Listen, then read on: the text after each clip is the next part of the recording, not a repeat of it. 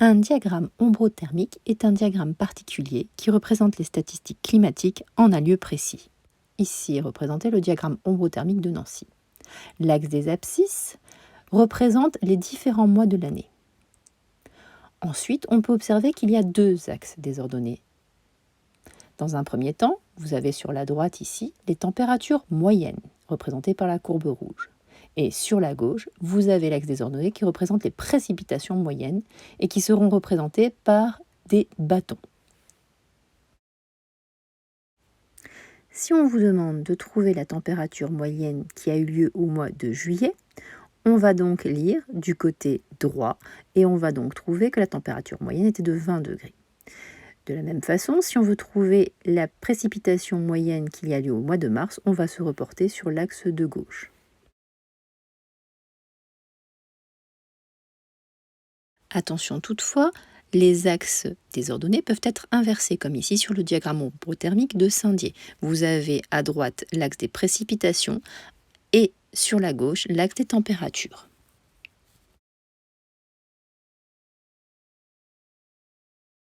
Sur un diagramme ombrothermique, on va repérer trois particularités. Dans un premier temps, les mois froids, c'est-à-dire ceux où la température est inférieure à 0 degré.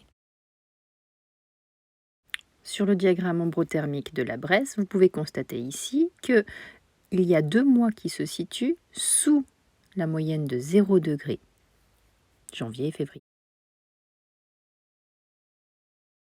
A contrario, à l'opposé, on peut aussi distinguer les mois chauds, c'est-à-dire les mois où la température moyenne est supérieure à 20 degrés.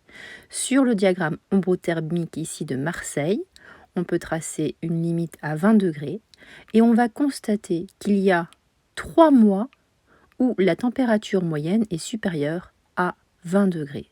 Il s'agit des mois d'été, juin, juillet et août. Enfin, on peut distinguer les mois dits secs, c'est-à-dire où le bâtonnet des précipitations est en dessous du point de température moyen. Toujours sur le diagramme ombrothermique de Marseille, on peut voir que cette situation se produit ici, c'est-à-dire au mois de mai, au mois de juin, au mois de juillet, au mois d'août et au mois de septembre. On a donc 5 mois secs. À vous désormais de lire les différents diagrammes ombrothermiques que vous aurez sur le climat donné.